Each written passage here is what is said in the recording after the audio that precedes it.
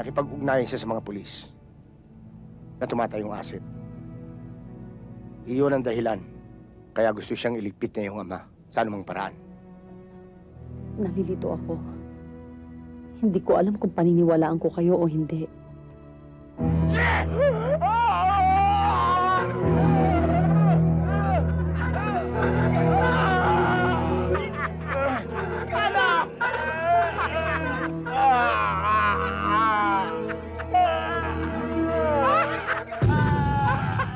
Olivares!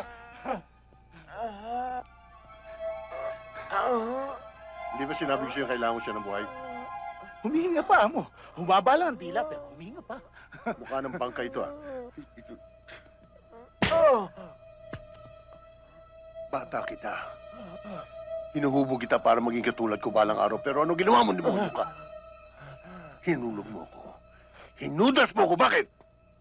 Dahil nalagyan ka ng mga pulis. Magkano nalagay sa'yo? Magkano? Naipagkanulo ni Judas Jesu Cristo. Dahil sa konsensya. Pero ikaw, ipalilibing kita ng buhay. Dahil ang mga katulad mong Judas ay hindi dapat mabuhay. Olivares, lagyan niyo ng tatakang Judas na ito bago niyo siya ilibing na buhay. Pagkatapos ninyong gawin yun, ilibing niyo siya ng patiwarik.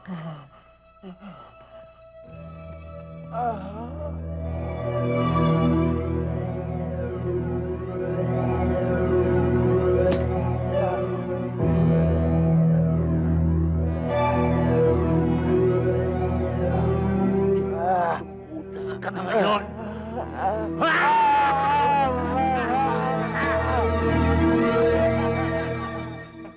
Sabihin niyo sa akin ang totoo. Gusto kong malaman kung ano talaga kayo. Gusto kong malaman ang tunay na pagkatao ng ama ko. Gusto mo sabihin ko sa'yo? Yes! Ha? Yes, Dad! Rodalina, kapangyarihan at pera ang ginagalang at sinasanto ng mga tao sa buong mundo. Pag wala kang pera, wala kang kapangyarihan. Yan ang dahilan kung bakit pinasok ko ang ilegal na negosyo. At dahil sa ilegal na negosyong yan, ay naibang humuli ang ating kabuhayan. Hindi ko kailangan ng ganitong klaseng pamumuhay kung magpapakasasa tayo sa paghihirap ng marami. Hindi ko matatanggap! Rodalina! Dad, aayusin ko muna lahat ng dapat kong ayusin sa opisina. Pagkatapos iiwan ko to, pati na rin kayo, pati na rin ang bahay na to! Rodalina, bumalik ka dito. No way, Dad!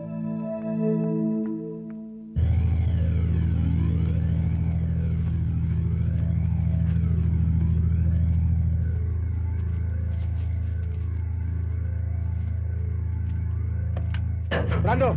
Charlie! Ito kayo magkukay. Hanapin ko. Huwag niyong iiwan yan, ha? Sige.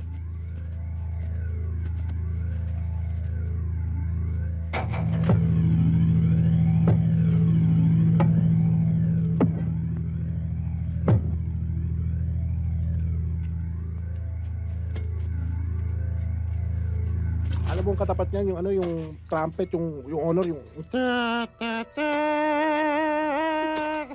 ta ta ta. Charlie! Isa mo na yan.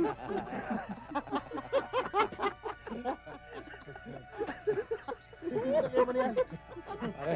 Tandaan mo muna. Bigla ako.